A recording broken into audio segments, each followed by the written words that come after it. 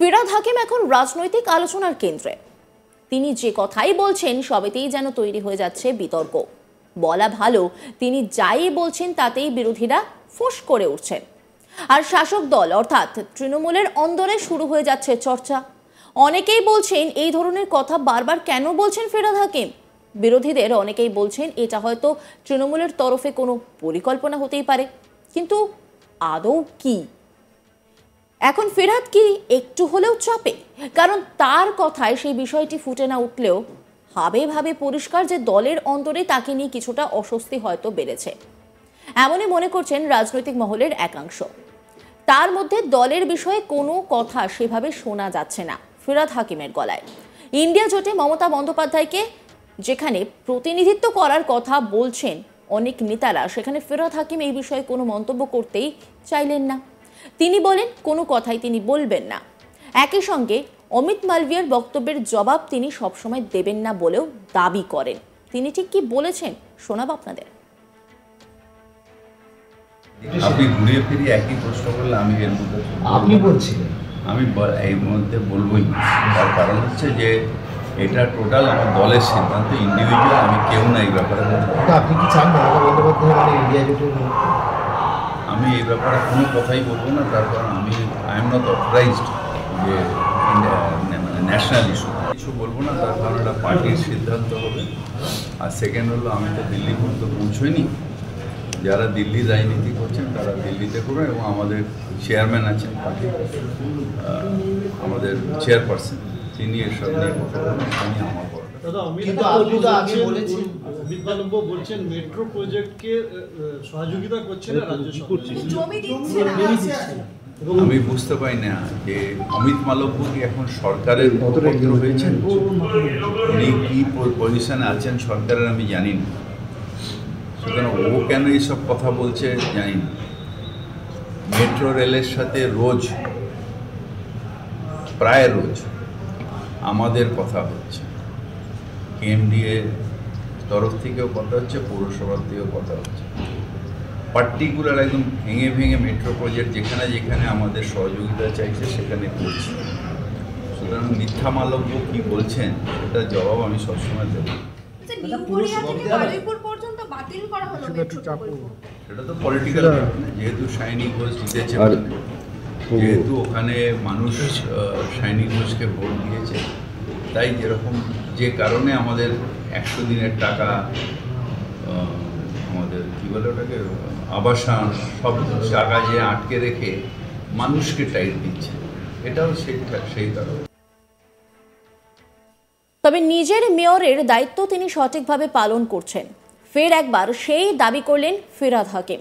29 নম্বর ওয়ার্ডের পার্ক নিয়ে তিনি বলেন, আশেপাশে বস্তি এলাকা রয়েছে, খেলাধুলো করে মাঠ ধুলোয় ভর্তি, সবুজ কম আছে, এটা ঠিক, আমরা ওটাকে সবুজ করে দেব এবং কাউন্সিলরকে বলবো এলাকায় লক্ষ্য রাখতে। বেশিরভাগ পার্ক ভালো আছে, তবে কয়েকটা পার্ক এরকম রয়েছে, আমরা সেগুলো পৌরসভার থেকে যা করার সেভাবে ঠিক করে দেব। তবে এলাকার বাসিন্দাদের সচেতন হতে হবে, লক্ষ্য রাখতে হবে কাউন্সিলরকেও। কি বলেছেন তিনি শোনাব আপনাদের। ওখানে আমি যেহেতু শুনেছি যে প্রচুর খেলাধুলা করে বা ওইখানে ইউজের জন্য আমরা কিছুতে ওখানে গ্রাসগুলোকে গ্রো করাতে পারছি না, মানে পার্ক বন্ধ রাখা সম্ভব হচ্ছে না। চারিদিকে স্লাম আছে, তো তারা চলে এসে ওটাকে নষ্ট করে দিচ্ছে। আমি কাউন্সিলরকে বলবো একটু উদ্যোগ নিয়ে, যদি ডাস্টবিন হয়ে গেছে, ডাস্টবিন না, ডাস্ট বেরোচ্ছে এবং ওখানে পুরো নোংরা ফেলছে, মানে পাশাপাশি এর দিকে ফেলছে। অনেক পার্কই রক্ষণাবেক্ষণের অভাবে ধুচ্ছে আর কি। না, বেশিরভাগই পার্কই সবুজ হয়ে রয়েছে। দু একটা পার্ক সেরকম আছে যেখানে মানুষ সচেতন না বলে পাশাপাশি মানুষগুলো পার্কগুলোকে নষ্ট করছে। সেটা কাউন্সিলরের দায়িত্ব হচ্ছে সচেতনতা করা, এবং তার জন্য আমরা যে সহযোগিতা করা করব। এখন খুবই সাবধানে পা ফেলতে চাইছেন ফিরহাদ, এই প্রশ্নই ঘোরাফেরা করছে, কারণ আগে তার মন্তব্যে বিতর্ক তৈরি করেছিল। তিনি কি বলেছিলেন শোনাব আপনাদের। सब सुमित राय साहब देते हैं।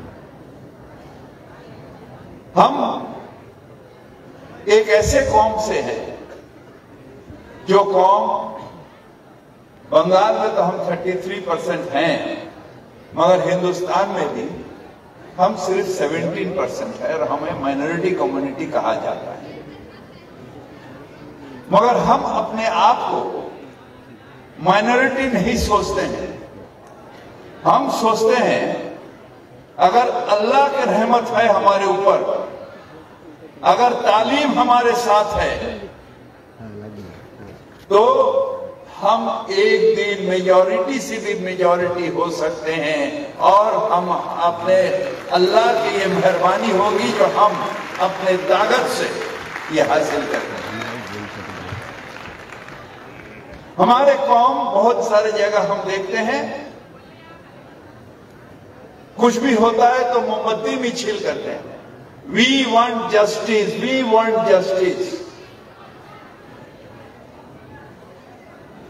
हम कहते हैं मिছিল करके जस्टिस मांगने से नहीं होगा।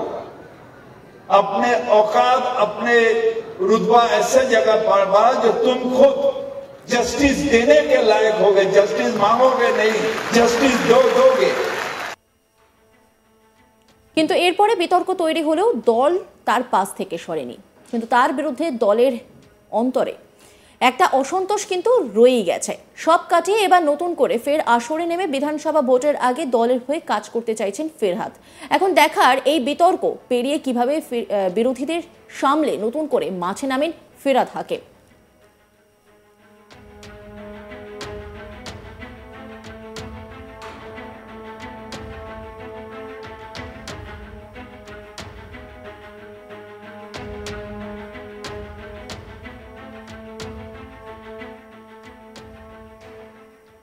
ফিরহাদ হাকিম এখন রাজনৈতিক আলোচনার কেন্দ্রে। তিনি যে কথাই বলছেন সবেতেই যেন তৈরি হয়ে যাচ্ছে বিতর্ক। বলা ভালো, তিনি যাই বলছেন তাতেই বিরোধীরা ফোঁস করে উঠছেন, আর শাসক দল অর্থাৎ তৃণমূলের অন্দরে শুরু হয়ে যাচ্ছে চর্চা। অনেকেই বলছেন এই ধরনের কথা বারবার কেন বলছেন ফিরহাদ। কি বলেছেন ফিরহাদ হাকিম শোনাব আপনাদের।